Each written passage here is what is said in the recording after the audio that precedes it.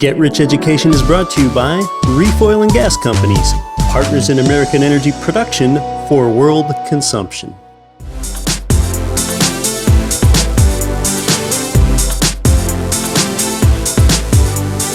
Welcome to Get Rich Education with Keith Weinhold, giving you information and ideas on the investment that has turned more ordinary people into millionaires and billionaires than anything else, and can provide you with more wealth and happiness than you ever thought possible.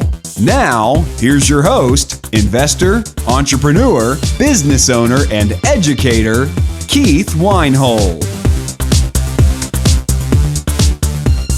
Welcome to the Get Rich Education Podcast, Show 13. I am your host, Keith Weinhold. We're talking technology today, both how it will affect your life and how it will affect you as an investor and a real estate investor. Yeah, and real estate is the investment that has made more people wealthy than anything else. So technological change and how it affects real estate causes big ripples in the investor world. At least 3 disruptive technologies all promise to have a great impact on your everyday life these next 10 years, and you need to think about how that affects you and your investing.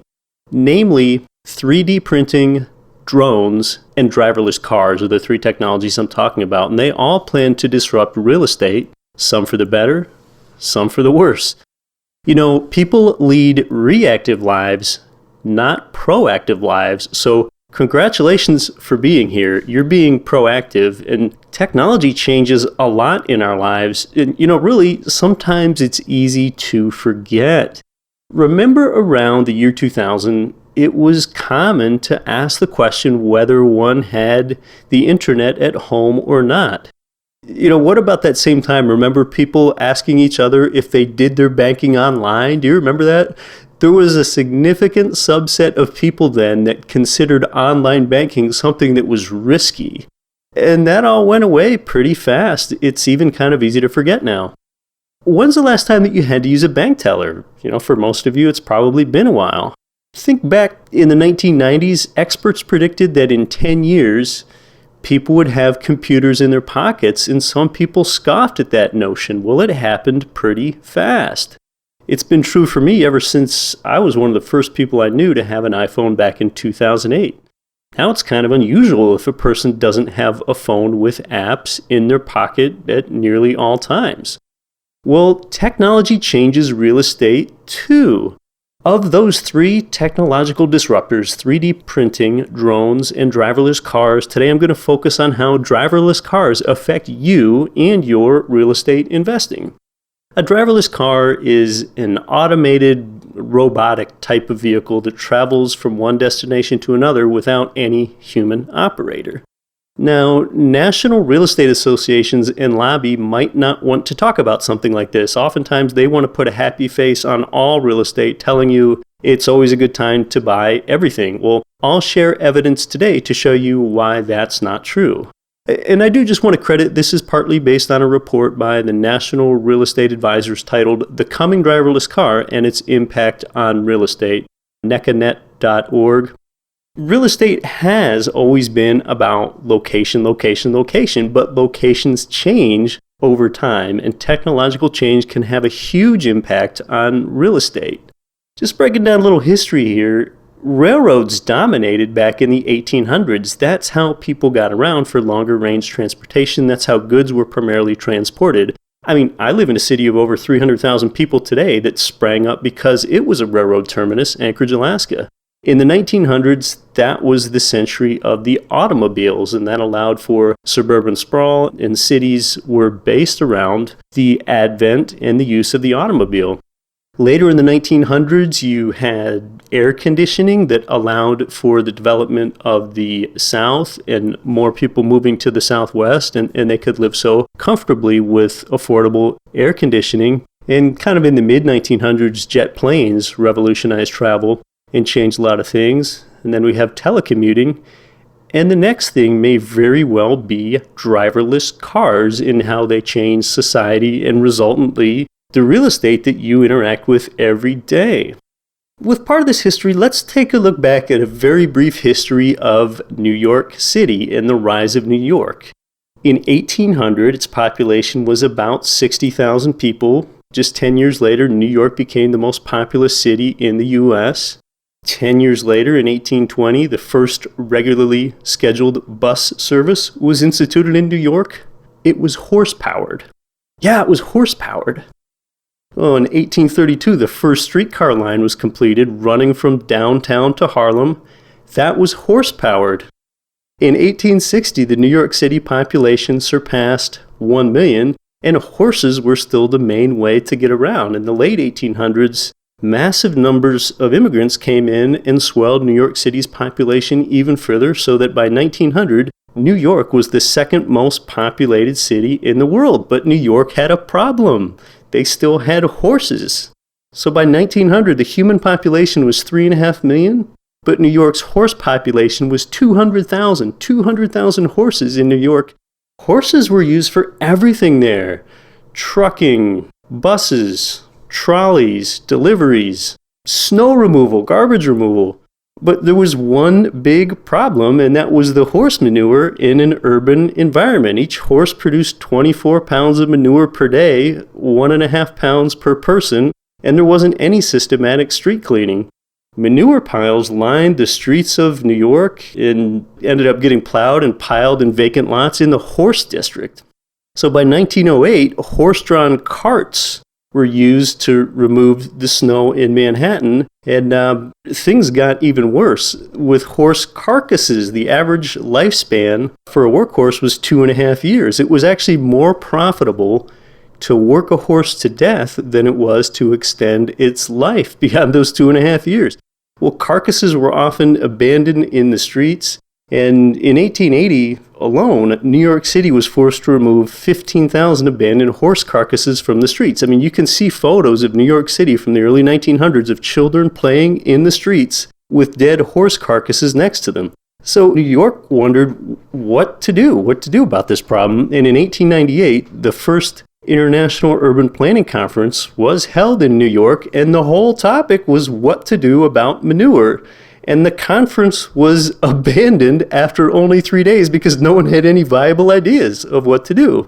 So people have long wanted to live in the suburbs back then, but it was rarely an affordable thing to do.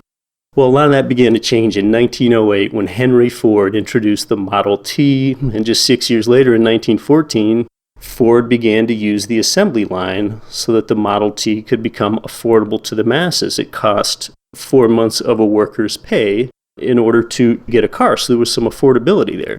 Well, that just ballooned the number of cars that Americans were owning, such that by 1953, the U.S. had 1 car per household, and just 3 years later, in 1956, the interstate highway system was authorized, and major changes were on the way. That's when you saw the rise of the suburbs, and that reflected in a lot of cultural changes. There was more of a focus on the individual, and that's when cities began to be designed around cars.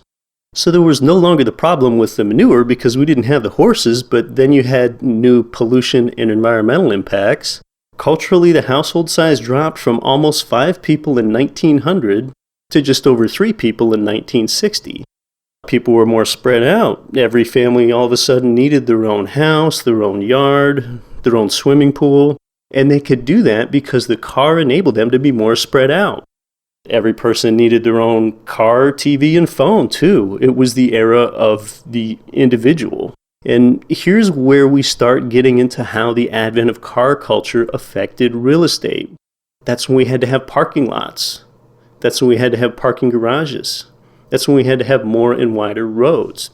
So shooting ahead for a moment so you can see where I'm going, that's also how the dismantling of all this parking and all these more and wider roads will be the result of a proliferation of driverless cars. Okay, so stepping back, adapting the world to cars. Some laws formed. The first minimum parking requirements by cities were introduced in the 1920s, and they became pretty widespread by the 50s. Almost every jurisdiction in the U.S. requires a minimum amount of parking for any new construction, any type of construction. The area in the U.S. covered by parking spaces is now estimated to be larger than Rhode Island, Delaware, Vermont, and Connecticut combined. I mean, Disneyland's parking lot alone is one of several in the world with space for over 10,000 cars. So the result of all this is that there are over 1 billion parking spaces in the United States. That's 8 parking spaces out there for every car that exists. Think of what a waste that is. What a poor use of space, of real estate that is. Your car can only be parked in one of those 8 spots for it at a time. If it's parked in your garage, it's not parked in the unoccupied space built for it at the other 7 places, like your work and the supermarket and the gym, or even the space allocated for it to be on the road. So resultantly, today in 2015, we have cities that have just been taken over by cars. Washington, D.C. is 44% streets and parking, and it's 51% buildings. I guess the remainder to make up the 100% is park and water and other things. Well, in Milwaukee, the effect's even greater. That city is 54% parking and streets. Little Rock, Arkansas, 62% parking in the streets. Houston, Texas, are you ready for this? 65%, nearly 2/3 of the city, is occupied by parking and streets. Yeah, cities have truly been taken over by cars. That's a lot of real estate being occupied by cars. Some of the consequences of this runaway car culture have been increased pollution. Some cities, like Shanghai, have auto emissions that put so much particulate into the air that they've been recorded up to 25 times what experts consider safe. My wife and I experienced some of that a year ago in the Philippines when we could only see the hazy outline of the Manila skyline in a really hazy fashion while we stayed just a couple miles away, right there in Metro Quezon City. All these cars lead to a lot of impervious surfaces that water can't run through, and that causes a lot of problems with stormwater runoff. Let's go ahead and look at the case of Legacy Village. It's a suburban shopping center outside Cleveland, Ohio. It was built about 12 years ago in 2003. Its retail shopping area is 11 acres. Its parking area is an additional 50 acres. Well, the shopping portion itself is only 17% of the entire center. So even with the 2,600 parking spaces there, its future growth is constrained by the current limited parking. Parking is too crowded during the holidays, and additional development is on hold until they solve the parking problem. Well, you know what? I think technology is going to do that for them first. Let's look at the 5-year ownership cost of a Ford Fusion, a modest car. That cost over 5 years is $47,000 when you factor in the cost of the car, the taxes, the fees, the fuel, the insurance, the maintenance. Well, with the way that people are beginning to use cars today, their cost is less than half of that over 5 years with these ride-sharing services. But the number of cars per household already did peak a few years ago, and it's been on the way down. Services like Uber and Lyft, these ride-sharing services, could keep that snowball going down for less and less car ownership, and they could make that snowball roll down faster. Driverless cars could really help make that accelerate. You might have used an Uber ride yourself by now. You use your phone to reserve a car, and it uses GPS coordinates to come pick you up at your location. The car is owned by someone else, and that someone else is just like you, and you're paying them to borrow the car. They pick you up. It's not quite a taxi. Rather than that Uber car being parked in someone's garage or their work parking lot, it's in use instead. It's not occupying a parking spot. It's reducing demand for parking spots. Well, driverless cars are taking that one step further. And there is a radical change on the way, both in how you live every day, for the better, and also what's going to happen to real estate values when there are all of these unused parking spaces. There are also going to be narrower roads and streets. Right? Think about an urban street. You have a lot of different configurations. I know of inner city one-way streets in Philadelphia and D.C. that have parking on both sides of the street. All right, you have a one-way lane of traffic in the middle, parking on both sides, so there's only one moving traffic lane between the two parked cars on either side. Well, if you eliminate the need for parking in the spaces in front of those buildings that were previously occupied by parked cars, that could now be sidewalk or green space or You could expand the building size to occupy that unused space. You can repurpose it a lot of different ways. Right now, on average, people spend 1 to 2 hours driving each day. That means your car is parked somewhere 22 to 23 hours per day. Well, some predict that Google's driverless car will be for sale in 2018. That's 3 years away. One was already driven from downtown San Francisco along Highway 1 to LA without any human intervention. That's Google. Test the plans to be 90% driverless in just 1 to 2 years. I don't know whether they're going to be able to do that or not, but most every major car manufacturer has a driverless prototype now. And the major consensus of Big Auto is that driverless cars will be for sale to the public by 2020. That's not far away at all. There are still a few technological hang-ups that driverless cars need to overcome. They can currently be kind of jerky and clumsy in city traffic. They don't operate very well in the rain. The vehicle communication still needs to be refined somewhat, but this is all actively being worked on by major auto manufacturers. There are still some legal issues to have to be worked out too, especially with who exactly is liable in an accident if there's no driver in the car. One important hurdle, like any new technology, it has to win the larger public trust before it is adopted, sort of like online banking needed to be 15 years ago. But this is happening. It's not so much that it might in the future. This is happening. On an experimental basis, there are already 4 U.S. states that allow driverless cars to be on the road. Yes, driverless cars can legally be driving right next to you right now in California, Nevada, Michigan, and Florida. Let's look at how quickly this might be adopted among the mainstream.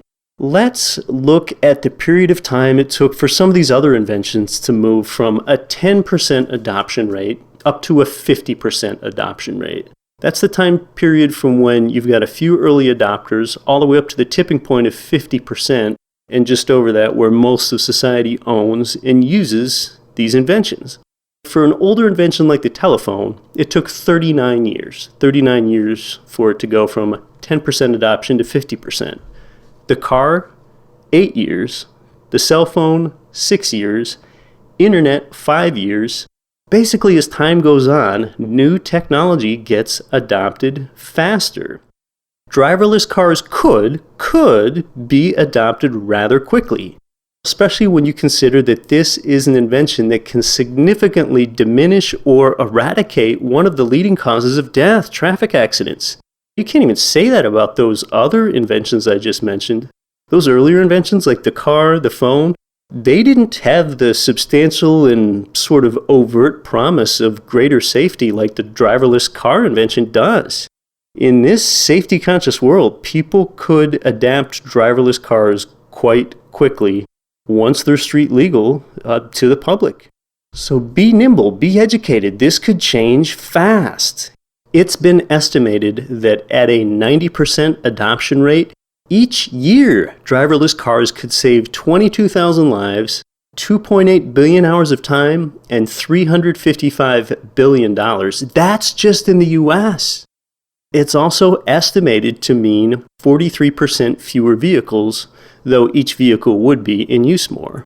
You're going to have new free time. That's the good news for you. While your car is doing the driving, you can sleep, relax, work, watch TV, socialize more easily with others. You're gaining productive time. Let's just take a look at what a future family routine could look like during a workday. All right, you got a family with a typical workday. At 7 a.m., the car leaves and takes one parent to work. Well, by 8 a.m., the car arrives back home, driverless, and picks up the children and the other parent and goes to school and the second workplace for the other parent. By 10 a.m., the car takes itself to the repair shop. By 3 p.m., the car goes to school, picks up the children, drops off one at soccer practice and one at their piano lesson. At 5 p.m., the car picks up everybody on the way home for dinner together.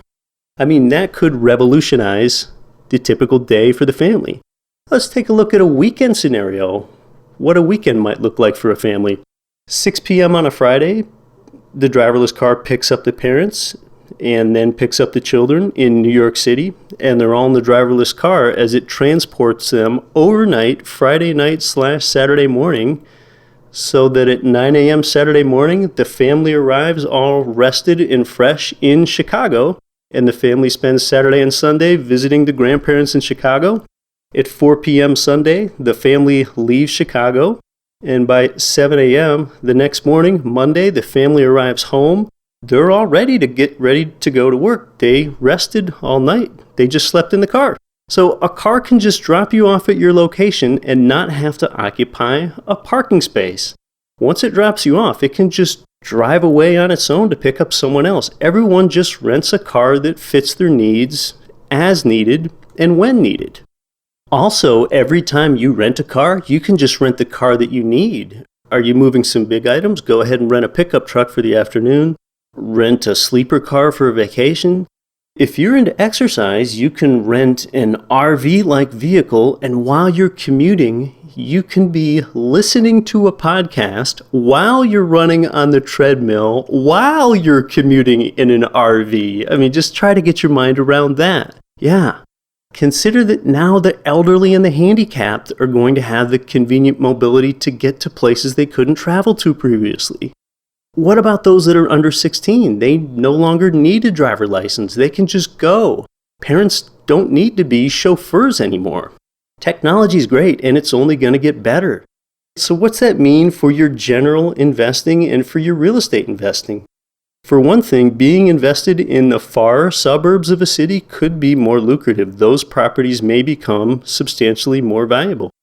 At the same time, some things could be falling out of favor, like parking lots, parking garages, single-family homes that have large garages, apartment buildings with carports, and convenience stores could too.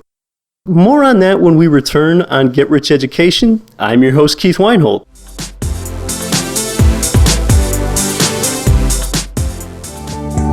Are you looking for an investment with the potential to offer monthly cash flow and tax advantages? While prices fall at the pump, now could be the time to invest in oil and gas. In business for nearly 30 years, Reef Oil and Gas Companies has endured price fluctuations and understands the importance of creating opportunities by purchasing oil and gas properties during distressed times. Primarily focused on the Bakken Three Forks of North Dakota and the Eagle Ford Shale of South Central Texas, Reef's model is designed to generate revenue and provide tax advantages from the production of oil and natural gas. For more information on this investment opportunity, go to reefogc.com.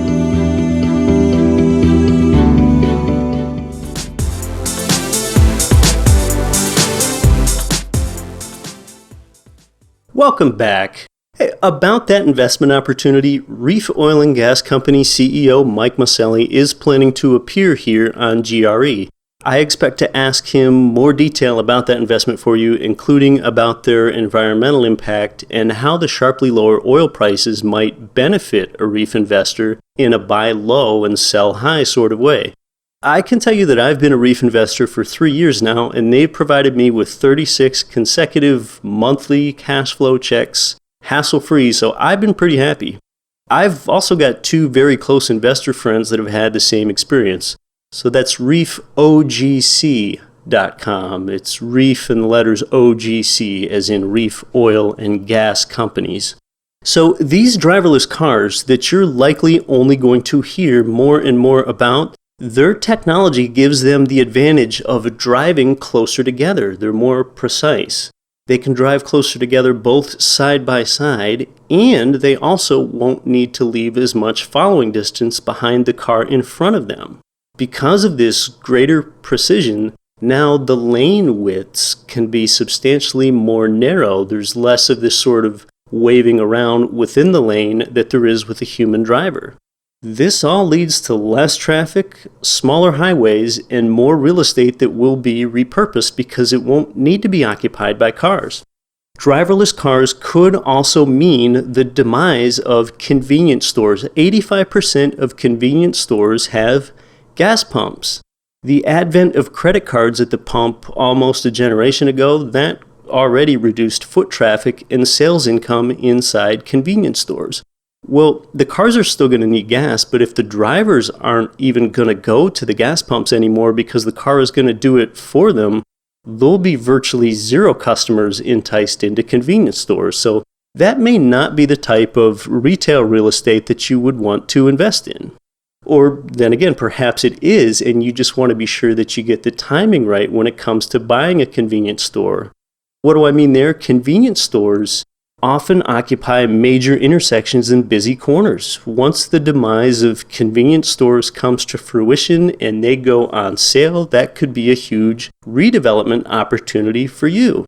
You got to think about transit-oriented development like subways, urban elevated trains, and trolley lines. Currently, in urban areas, it is deemed as desirable to own property close to that amenity of transit. Over a recent 5-year period in Boston, there is a case study of homes near transit that increased in value 130%, and homes away from transit decreased in value by 45%. So if driverless car sharing becomes widespread, it could be much less desirable to have real estate located near transit centers. You can get a driverless car into a tighter urban area. Parking places are no longer needed. There's less fear about getting stuck in traffic because you can do a lot of what you want to do inside a driverless car when you're inside your own private cocoon. Also in urban areas, it's been estimated that 1/3 of traffic is just driving around looking for a parking spot, so you could have substantially less traffic in urban areas. So what happens to public transportation? Well, you've got private cars.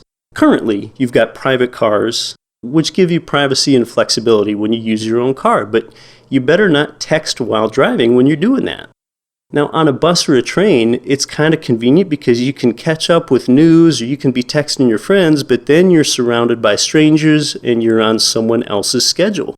Well, driverless vehicles could be viewed as the best of both worlds. You've got privacy and you don't have to keep your eye on the road. Would there be any point then to investing in public transportation itself or the real estate next to public transportation? I mean, you've got to wonder. It's going to be an increasingly valid question. You've also got to ask, do you even want to be invested in traditional car companies over the long term, or at least in the same way? Cars are going to lose their importance as a status symbol. When people don't own cars and they're just sharing whatever nearly anonymous driverless car, it matters little with how they look. So more obviously, you've got to wonder that what's going on and what's that going to do to taxi and driving jobs? Sharing services like Uber and Lyft have already begun to erode that. With the advent of driverless cars, inner cities could be less desirable to invest in for a couple reasons. They'll have the opportunity to expand out into all those now unused parking spots, more supply. It'll also be less problematic to live way out in the far suburbs and exurbs because you can sleep, work, or play while the car is driving. That might put more demand, therefore higher real estate values, on those properties that are currently far outside of metro central business districts. But you may just be repurposing the garage in that outlying property because there are fewer reasons than ever to own and park a car there. Driverless cars will have a dramatic effect on real estate usage and values, so just be mindful that change in society can occur fast and it can be adopted fast. We've seen it happen before. In the 1800s, we had a horse culture. Horses were the companion of the wagon train, the cavalryman, the settler, the cowboy. Horses were everywhere.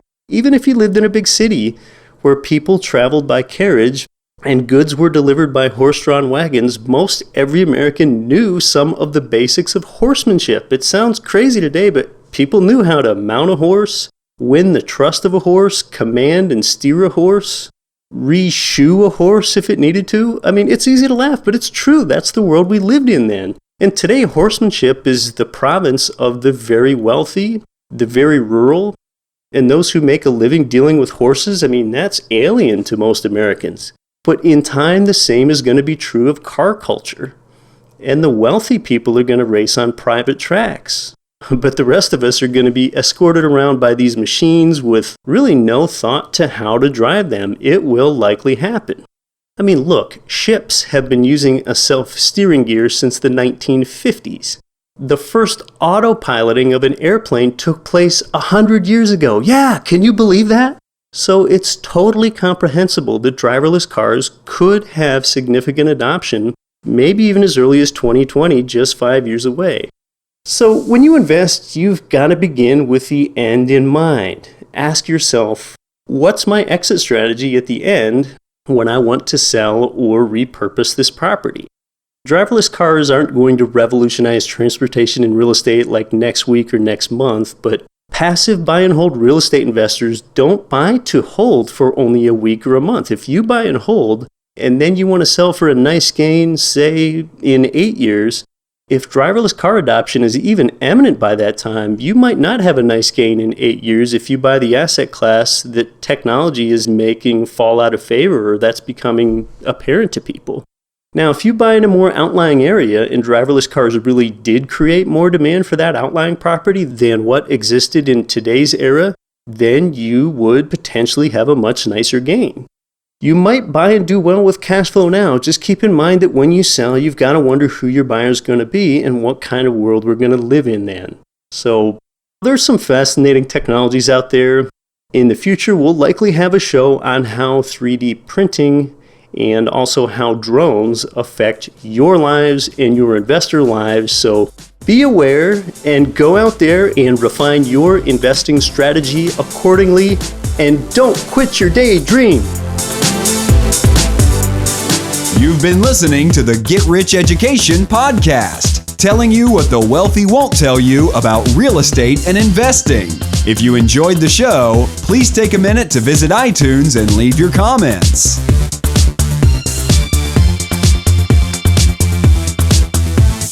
Nothing on this show should be considered specific, personal, or professional advice. Please consult an appropriate tax, legal, real estate, financial, or business professional for individualized advice. Opinions of guests are their own. Information is not guaranteed. All investment strategies have the potential for profit or loss. The host is operating on behalf of Get Rich Education, LLC exclusively.